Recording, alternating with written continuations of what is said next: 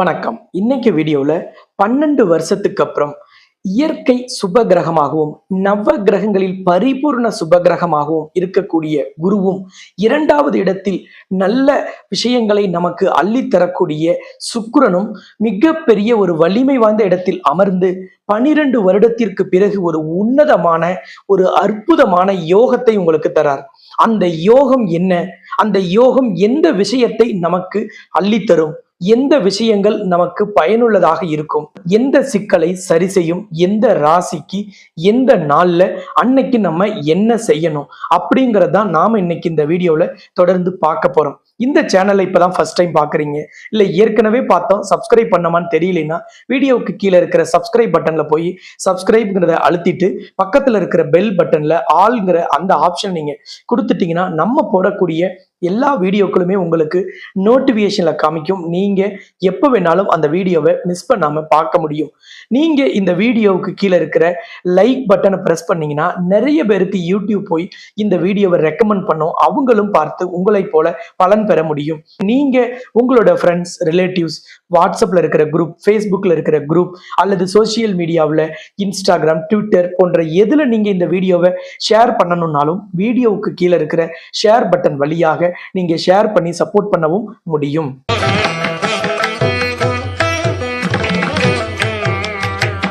கடக ராசிக்கு தான் 12 வருடத்திற்கு பிறகு வரக்கூடிய இந்த அதி உன்னதமான நாளை பத்தி பார்க்க போறோம். இந்த நாள்ல கடந்த 2.5 வருஷமா அஷ்டமச்சனியால் திருமண தடையால் பாதிக்கப்பட்ட உங்களுக்கு திருமண தடையில் இருந்த அந்த சிக்கல் நீங்கிவிடும். மிக விரைவாக விரும்பிய வரன் கிடைக்கும். கடக ராசியில் பிறந்து குடும்பத்தில் சண்டை சச்சரவோடு எப்ப பார்த்தாலும் ஏலியும் பூனையுமா, கீரியும் பாம்புமா சிக்கலோடு இருந்த கணவன் மனைவிக்கிடையே கருத்து வேறுபாடு, மனத்தாங்களோடு இருந்த அவர்களுக்கெல்லாம் விடிவு காலம் கிடைக்கும். இந்த கிரக சேர்க்கையில இடம்பெறும் கிரகம் அப்படின்னா ஒண்ணு குரு பகவான், இன்னொன்னு சுக்கிரன். இவ்வளவு நாளா விரயஸ்தானத்தில் இருந்த குரு பகவான் இப்பொழுது கடக ராசி அல்லது கடக லக்னத்தில் பிறந்தவர்களோட ராசிக்குள் அல்லது லக்னத்திற்குள் பிரவேசிக்கிறார். அப்ப கண்டிப்பாக ராசிக்குள் வரும் குரு பகவான் உங்களோட ராசியில் இருக்கக்கூடிய புனர்பூச நட்சத்திரமான தன் சொந்த நட்சத்திரத்திலேயே அமர்ந்திருக்க போறார். அப்ப கண்டிப்பாக குரு தன் நட்சத்திரத்திலே அமர்ந்திருப்பது மிக மிக மிக சக்தி வாய்ந்தது, மிகப்பெரிய யோகத்தை கடகராசிக்கு தரும். இதையெல்லாம் விட குரு பகவான் உச்சம் பெறுவது எங்கே? கடகராசியில்.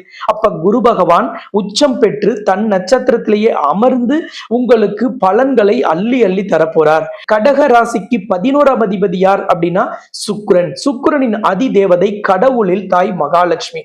கடக ராசி அல்லது கடக லக்னத்துல பிறந்தவங்க உங்களோட வாழ்க்கையில எந்த விதமான ஏற்றம் வேணும்னாலும், முன்னேற்றம் வேணும், புதிய முயற்சிகள்ல பலன் கிடைக்கணும், ஒரு தொழிலை விரிவுபடுத்தணும், தொடங்கணும், வியாபாரத்தை விரிவுபடுத்தணும் அல்லது தொடங்கணும், நீங்க ஒரு இன்டர்வியூக்கு போறீங்க அல்லது ஒரு வரன் பார்க்க போறீங்க அல்லது ஒரு மருத்துவமனையில ஒரு மருத்துவரை பார்க்க போறீங்க அல்லது சிகிச்சை எடுத்துக்க போறீங்க, ஒரு இடம் வாங்குறீங்க, வீடு கட்ட தொடங்குறீங்க, எப்பொழுதுமே நீங்கள் 11ஆம் அதிபதியான சுக்கிரனின் அதிதேவதையான தாய் மகாலட்சுமியை நீங்கள் பிரார்த்தனை செய்துவிட்டு எதை செய்தாலும் கடகராசி கடக லக்னத்தில் பிறந்தவர்களுக்கு வெற்றி கிடைக்கும். காரணம் என்ன? 11ஆம் இடம் என்பது லாபஸ்தானம் மற்றும் ஆசை நிறைவேறும் இடம்.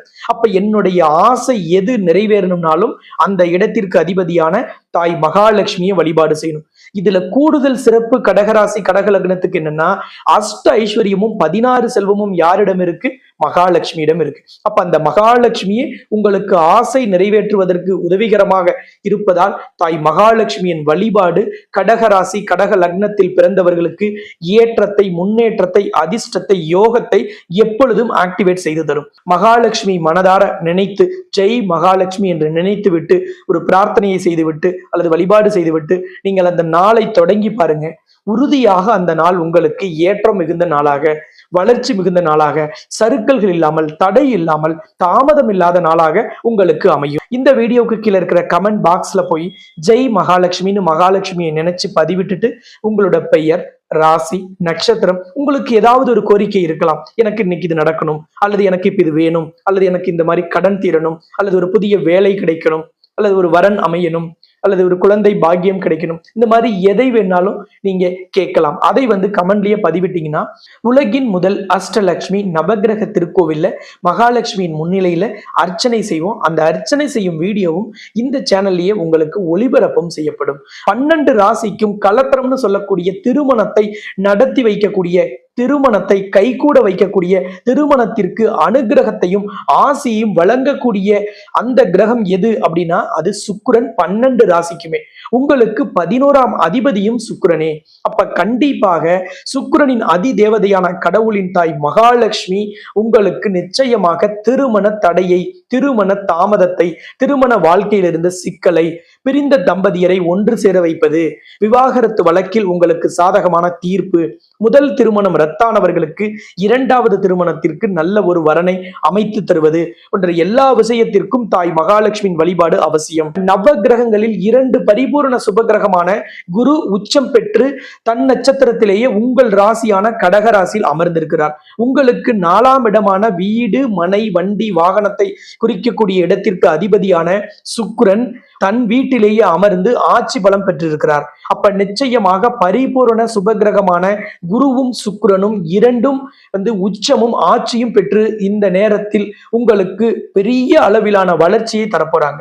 முக்கியமா ரொம்ப நாளா வரன் பார்க்கிறோம், திருமணம் வரன் அமையல, திருமணம் கைகூடல. முதல் காரணம் உங்களுக்கு அஷ்டமச்சனி கடந்த 2.5 வருஷமா நடந்தது. அஷ்டமச்சனியில பெரும்பாலானவர்களுக்கு திருமணம் நடக்காது. திருமணத்தை செய்து வைப்பதற்கும் ஜோதிடர்கள் ஓகே சொல்ல மாட்டோம். அப்ப கண்டிப்பாக 2.5 வருஷமா உங்களுக்கு பெரிய அளவுல வரன் வரல. இப்ப உங்களுக்கு களத்திர காரகனான சுக்கிரன் ஆட்சி பெற்றிருக்கிறார். மங்கள விஷயங்கள் இதெல்லாம் யாருக்குமே நடத்தி தரக்கூடியவர் யாரு? குரு. தனக்கு ஒரு சுப நிகழ்ச்சி நடக்கணும்னாலும் சரி, தன் இல்லத்தில் ஒரு சுப நிகழ்ச்சி தான் நடத்தணும்னாலும் சரி, குருவின் ஆதரவு அவசியம். அதனாலதான் திருமணத்துக்கு வரன் பார்க்கறதுக்கு முன்னாடி முதல்ல நம்ம செய்யறது என்னன்னா, ஒரு ஜாதகருக்கு வியாழ நோக்கு வந்துருச்சா, குரு பலன் வந்துருச்சா, குரு பார்வை கிடைச்சிருச்சான்னு பாக்குறோம். அதே போல குரு தான் எல்லா விதமான நல்ல விஷயங்களுக்கும் காரணமானவர்கிறதுனால குரு பார்த்தால் கோடி புண்ணியம்னு ஜோதிடத்துல ஒரு பழமொழி சொல்வதும் உண்டு. குரு உங்க ராசிக்குள்ள வந்தால் உங்களுக்கு திருமண வரன் தேடி வரும். இவ்வளவு நாள் பதில் சொல்லாத வரன் வீட்டில இருந்து கூட உங்களுக்கு இப்பொழுது பதில் வரலாம். கடந்த காலங்கள்ல உங்க ஜாதகத்துல தோஷம் இருக்கு, அதாவது ராசி அல்லது லக்னத்துல ராகு அல்லது கேது இருந்திருக்கலாம், அல்லது 7ஆம் இடத்துல ராகுவோ அல்லது கேதுவோ இருந்திருக்கலாம். குருவோடு ராகு சேர்ந்திருப்பது அல்லது கேது இணைந்திருப்பது, அதே போல சுக்கிரனோடு ராகுவோ அல்லது கேதுவோ இணைந்திருப்பது, சூரியனும் சுக்கிரனும் ஒரே கட்டத்தில் இருப்பது, சூரியனும் செவ்வாயும் ஒரே கட்டத்தில் இருப்பது, சனியோடு குரு சேர்க்கை, சனியோடு ராகு அல்லது சனியோடு கேது சேர்க்கை, இந்த மாதிரியான கிரக அமைப்புகள் எல்லாமே திருமணம் தாமதமாவதற்கும், திருமணம் தள்ளி போயிட்டு இருப்பதற்கும், சிலருக்கெல்லாம் மண்டபம் பேசி பத்திரிக்கை அடிச்சு ஜவுளி எடுத்து கூட திருமணம் நின்று போயிருக்கலாம். அதற்கெல்லாம் இந்த கிரக அமைப்புகள் உங்க பிறந்த கால ஜாதகத்துல இருந்தா கண்டிப்பாக அந்த மாதிரி நடந்திருக்கலாம். ஆனால் அது போல சூழ்நிலைகளை எல்லாம் கடந்து வருவதற்கு கடவுள் நமக்கு அவ்வப்போது சில அருமையான கிரக அமைப்புகளை தருவார். அது போலதான் இப்பொழுது குரு தன் நட்சத்திரமான புனர்பூசத்தில் உங்கள் ராசியிலேயே உச்சம் பெற்று 200% வலிமையோடு இருக்கிறார். அப்ப இந்த காலகட்டம் திருமண தடை நீங்குவதற்கு அற்புதமான காலகட்டம். பொதுவா நம்ம எல்லாம் என்ன செஞ்சிருப்போம், நிறைய பேர் காளஹஸ்தி போயிருப்போம், கொடுமுடி போயிருப்போம், பவானி போயிருப்போம், அல்லது திருமணஞ்சேரி, திருப்பைஞ்சிலி, திருக்கடையூர், அல்லது காளஹஸ்தியில போய் சில பரிகாரங்கள், ராமேஸ்வரத்துல போய் சில பரிகாரங்கள், வாழைமரம், ஆலமரம், அரச மரத்துக்கு எல்லாம் தாலி கட்டியிருப்போம், வெட்டி இருப்போம் போன்ற பல பரிகாரங்கள் நம்ம செஞ்சிருப்போம். ஆனா ஏன் திருமணம் கைகூடலின்னு நமக்கு நிறைய பேருக்கு குழப்பம் இருக்கலாம். ஆனா ஒரே ஒரு விஷயம்தான், பொதுவாகவே நீங்க எந்த ஒரு பரிகாரத்தையும் பொதுவாக செய்யாமல் நாளும் கோளும் சிறப்பாக இருக்கும் நாளில், அதாவது நல்ல நாள் பார்த்து எதை செய்தாலும் அது வெற்றி அடையும். அப்ப கண்டிப்பாக களத்திரம் அப்படின்னா திருமணம்னு சொன்னோம். அப்ப அந்த களத்திரம் சார்ந்த எந்த சிக்கலுக்குமே நாம் செய்யும் பரிகாரம் களத்திர காரகனின் முன்னிலையில் இருக்கணும். களத்திர காரகன்னா கடவுளில் தாய் மகாலட்சுமி. அப்ப மகாலட்சுமியின் முன்னிலையில், மகாலட்சுமியிடம், மகாலட்சுமியின் ஆலயத்தில் நீங்கள் செய்யும் வழிபாடும் பிரார்த்தனையும் பரிகாரமும் உங்களுக்கான திருமண தடையை நீக்கிவிடும். அப்ப ஏற்கனவே நான் பரிகாரம் செஞ்சேன், ஏதோ ஒரு நாள்ல போய் நான் லீவ்ல செஞ்சேன், அல்லது கோவில்ல ஃப்ரீயா இருக்கப்ப போய் கேட்டுட்டு செஞ்சோம் அப்படின்னா அது சில நேரங்கள்ல நமக்கு பலன்களை சரியாக தருவது இல்லை. அப்ப நாளும் கோளும் சிறப்பாக இருக்கணும். கோள்களின் சஞ்சாரத்தின்படி குரு உச்சமாகவும் தன் நட்சத்திரத்திலும் உங்கள் ராசி அல்லது உங்கள் லக்னத்திலேயே அவர் அமர்ந்திருக்கிறார். அடுத்தது களத்திர காரகன்னு சொல்லக்கூடிய சுக்கிரன் ஆட்சி பலம் பெற்று தன்னுடைய வீட்டிலேயே அமர்ந்திருக்கிறார் துலாம் ராசியில். அப்ப கண்டிப்பாக களத்திர காரகனும் சக்தியோடு இருக்கிறார். மாங்கல்யத்தை குறிக்கக்கூடிய குரு பகவான், மஞ்சளை குறிக்கக்கூடிய குரு பகவான், சுப நிகழ்ச்சியை ஒருத்தருக்கு தரக்கூடிய குரு பகவான் அவர் உச்சம் பெற்று தன் நட்சத்திரத்திலேயே அமர்ந்திருக்கிறார். அப்ப இந்த நாள் மிக மிக மிக சிறப்பு வாய்ந்த நாள். அப்ப நாள்ல நம்ம எதை தேர்ந்தெடுக்கணும்? லக்ஷ்மி வழிபாடு அப்படின்ட்டாலே நீங்க பௌர்ணமியை தேர்ந்தெடுக்கணும். ஏன்னா மகாலட்சுமிக்கு மிகவும் விருப்பமான நாள் அப்படின்னா அது பௌர்ணமி. அதிலும் குறிப்பாக எந்த விஷயங்கள் வளரணும், வெற்றி அடையணும், அது நமக்கு பெருகணும் அப்படின்னு நினைக்கிறோமோ அதையெல்லாம் நம்ம பௌர்ணமியில பிரார்த்தனை செய்யணும். அப்ப திருமணம்ங்கிற வாழ்க்கை உங்களுக்கு பிரகாசத்தை தரக்கூடியது. உங்கள் வாழ்க்கையில் ஒரு ஒளியை, உங்களை குடும்ப உறுப்பினரிலிருந்து குடும்ப தலைவன் அல்லது குடும்ப தலைவி என்ற அந்தஸ்திற்கு உயர்த்துவதற்கு முதல் படிதான் திருமணம். அப்படிப்பட்ட அந்த திருமண நிகழ்விற்கு குருவும் சுக்கிரனின் ஆதரவு கட்டாயம். அப்ப குரு பகவான் சுக்கிரன் இரண்டுமே வலிமை பொருந்திய நாள்ல பௌர்ணமி சேர்ந்து வரக்கூடியது என்னைக்கு? நவம்பர் 5ஆம் தேதி புதன்கிழமை. பொதுவாக ஜோதிடத்துல இன்னொன்னு சொல்லுவோம், பொன் கிடைத்தாலும் புதன் கிடைக்காதுன்னு. அதற்கு காரணமே புதன்கிழமை என்பது பொதுவாக வரன் பார்ப்பது, வரன் சார்ந்த முடிவுகள் எடுப்பது, திருமணம் சார்ந்த பேச்சுவார்த்தை நடத்துவது, திருமணம் சார்ந்த விஷயங்களில் ஏதேனும் நம்ம அடுத்த லெவலுக்கு நகர்த்தணும் அப்படின்னா அதையெல்லாம் புதன்கிழமையில் செய்யலாம். அப்ப இந்த நவம்பர் 5ஆம் தேதி பௌர்ணமி என்பது புதன்கிழமையில் வருகிறது. அன்னைக்கு குரு உச்சமாகவும் சுக்கிரன் ஆட்சியாகவும் இருக்கிறது. நாளும் சிறப்பாக இருக்கிறது, கோள்களின் சஞ்சாரமும் சிறப்பாக இருக்கு. அப்ப பெரியவங்க சொன்ன நாளும் கோளும் சிறப்பான நாளில் செய்யணுங்கிறது அன்னைக்கு பொருந்தி வருகிறது. அந்த நாள்ல நாம என்ன செய்ய போறோம்? திருமண தடைக்கு என்ன செய்யணும் அப்படின்னா, திருமண தடை அல்லது குடும்ப வாழ்க்கையில் சிக்கல், பிரிந்தவர்கள் ஒன்று சேர்வது, விவாகரத்து வழக்கில் வெற்றி, இரண்டாவது திருமணம். இது எல்லாவற்றிற்குமே ஜோதிட சாஸ்திரத்துல நம்மளோட ரிஷிகள், முன்னோர்கள், யோகிகள், ஞானிகள், மத குருமார்கள், ஆன்மீக பெரியவர்கள் எல்லோருமே நம்ம ஒவ்வொரு விஷயத்திற்கும் ஒரு தீர்வை சொல்லியிருப்பாங்க. அதன்படி திருமண தடைக்கும் திருமண வாழ்க்கையில் இருக்கும் பிரச்சனையை சரி செய்ய கடைசி பரிகாரமாக, ஏன்னா நிறைய பரிகாரங்கள் நிறைய நமக்கு சாஸ்திரத்திலும் ஜோதிடத்திலும் இருக்கு. ஆனால் நம்மளுடைய முன்னோர்கள் இவர்கள் எல்லாம் சொன்ன கடைசி பரிகாரம் இது போதும்பா, இதுக்கப்புறம் எதுவும் இல்லை அப்படின்னு டிசைட் பண்ணியிருக்கிறது எது? சுயம்வர கலா பார்வதி ஹோமம் தான் திருமண தடைக்கான கடைசி பரிகாரம். இதை முதல்ல யார் செஞ்சாங்க அப்படின்னா, கடவுளில் தாய் பார்வதி தேவி தான் பரமேஸ்வரனான சிவபெருமானை திருமணம் செய்து கொள்ள இந்த ஹோமத்தை செஞ்சாங்க. இந்த ஹோமத்தில் பார்வதி தேவி பயன்படுத்திய அந்த மந்திரத்தை அடிப்படையாக கொண்டு இன்னைக்கு பல இடங்கள்ல இந்த சுயம்வர கலா பார்வதி ஹோமம் நடைபெறுகிறது. இந்த சுயம்வர கலா பார்வதி ஹோமத்தை மகாலட்சுமியான கலத்திரக்காரகனின் முன்னிலையில செய்வது உங்களுக்கு கூடுதல் பலனை தரும். அப்ப இந்த நவம்பர் 5ஆம் தேதி பௌர்ணமி அன்னைக்கு புதன்கிழமையில இந்த ஹோமம் எங்கே ஏற்பாடு செய்யப்பட்டிருக்குன்னா, சேலம் மாவட்டம் தலைவாசல்ல இருக்கக்கூடிய உலகின் முதல் அஷ்டலட்சுமி நவகிரக திருக்கோவில்ல இந்த சுயம்வர கலா பார்வதி ஹோமம் ஏற்பாடு செய்யப்பட்டிருக்கு.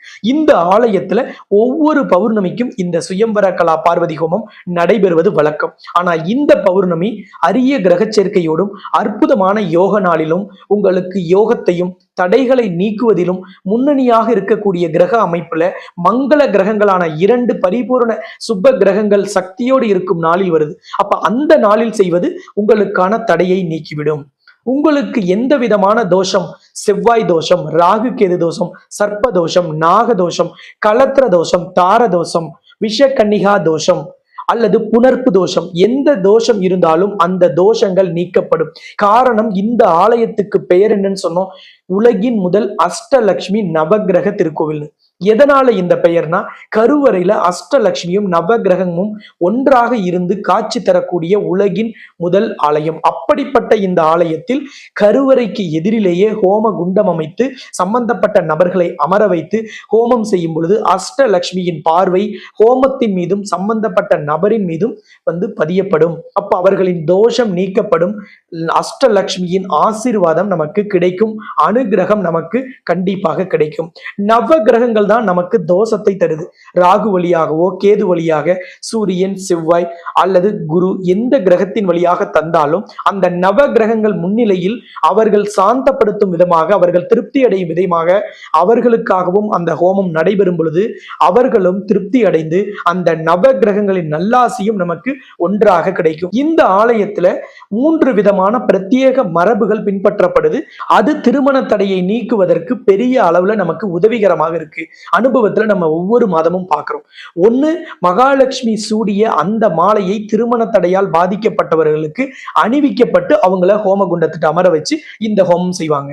அப்ப கலத்திரக்காரகனான மகாலட்சுமியின் மாலை நம்ம கழுத்தில் விழும் வேலை நமக்கு திருமண மாலை, மணமாலைன்னு சொல்லக்கூடிய கல்யாண மாலை விரைவாக கிடைக்கும் என்பது ஐதீகம்.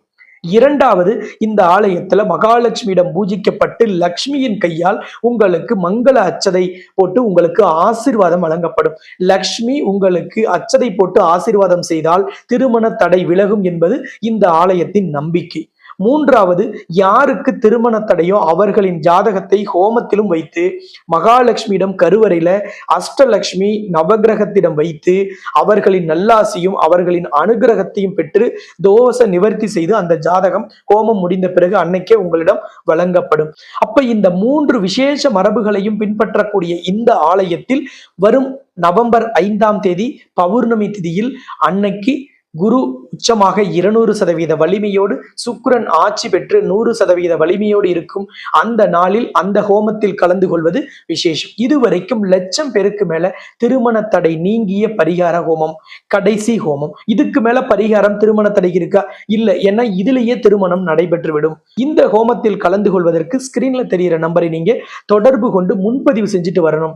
ஏன்னா இந்த விசேஷ நாள்ல நிறைய கூட்டம் வந்துட்டா அங்கே உட்கார வைத்து ஹோமம் பண்ண முடியாதுங்கிறதுனால குறிப்பிட்ட அளவுக்கு மட்டும் அவங்க முன்பதிவு செய்வாங்க. அதுக்கு மேல வரவங்கள அடுத்த மாசம் சொல்லிடுவாங்க. ஆனா இந்த அற்புத கிரக சேர்க்கை, இந்த அரிய நாளை நம்ம தவற விடாம கலந்துக்கணும். அப்ப உடனே ஸ்கிரீன்ல தெரிகிற நம்பரை நீங்க தொடர்பு கொண்டு இந்த ஹோமத்தில் கலந்து கொள்ள முன்பதிவு செஞ்சிடுங்க. ஒருவேளை வெளிநாட்டுல இருக்கோம், வெளி மாநிலத்தில் இருக்கோம், வரவே முடியாதுங்கிறவங்க மட்டும் நீங்க இந்த ஸ்கிரீன்ல தெரிகிற நம்பரை தொடர்பு கொண்டு அதை நீங்க எப்படி கலந்துக்கலாம்ங்கிற அந்த தகவலையும் தெரிஞ்சுங்க. இந்த ஆலயம் எங்க இருக்கு? சேலம் மாவட்டம் தலைவாசல் இருக்கு. சேலம் சென்னை தேசிய நெடுஞ்சாலையில சேலத்திலிருந்து சென்னை நோக்கி போகும்போது 60 கிலோமீட்டர் தொலைவிலையும், சென்னை, விழுப்புரம், பாண்டிச்சேரி, கடலூர், விருதாச்சலம் போன்ற பகுதியிலிருந்து வந்தீங்கன்னா கள்ளக்குறிச்சியை தாண்டி 25வது கிலோமீட்டர் சேலம் சென்னை தேசிய நெடுஞ்சாலையில தான் இந்த தலைவாசல்ங்கிற ஊர் அமைந்திருக்கிறது. இந்த ஹோமத்தை தலைமையேற்று நடத்தி வைப்பதற்காகவும் தொடங்கி வைப்பதற்காகவும் அன்றைய தினம் நானும் அந்த ஆலயத்திற்கு வருகை தருகிறேன். நம்ம எல்லோருமே அன்னைக்கு ஆலயத்தில் சந்திக்கலாம். இந்த சேனல் இது வரைக்கும் சப்ஸ்கிரைப் பண்ணிட்டு பெல் பட்டன்ல ஆல் ஆப்ஷன் கொடுத்துடுங்க. இந்த வீடியோவை நீங்க லைக் பண்ணும்போது நிறைய பேருக்கு யூடியூப் போய் தானாகவே ரெக்கமெண்ட் பண்ணும். நீங்க இந்த வீடியோவை கடகராசி அல்ல கடக லக்னத்தில் பிறந்த நண்பர்கள், உறவுக்காரங்க, அக்கம் பக்கத்துல இருக்கவங்க, உங்களோட வேலை செய்யக்கூடியவர்கள், தொழில் செய்யக்கூடியவர்களுக்கெல்லாம் ஷேர் பண்ணணும்னு நினைச்சா வீடியோவுக்கு கீழே இருக்கிற ஷேர் பட்டன் வழியாகவே நீங்க ட்விட்டர், இன்ஸ்டாகிராம், வாட்ஸ்அப், ஃபேஸ்புக் போன்ற எல்லா சோசியல் மீடியாவிலையும் ஷேர் பண்ணியும் சப்போர்ட் பண்ண முடியும். மீண்டும் இன்னொரு சந்தர்ப்பத்தில் நாம் சந்திக்கலாம் என்று கூறி உங்களிடமிருந்து விடைபெறும் நான் ஜோதிட ரத்னா, ஜோதிட கலாநிதி, ஜோதிட செம்மல், மகாலட்சுமி உபாசகர், ஸ்ரீலஸ்ரீ டாக்டர் ராம் பரிமளம் ஆச்சாரிய குருஜி. நன்றி, வணக்கம்.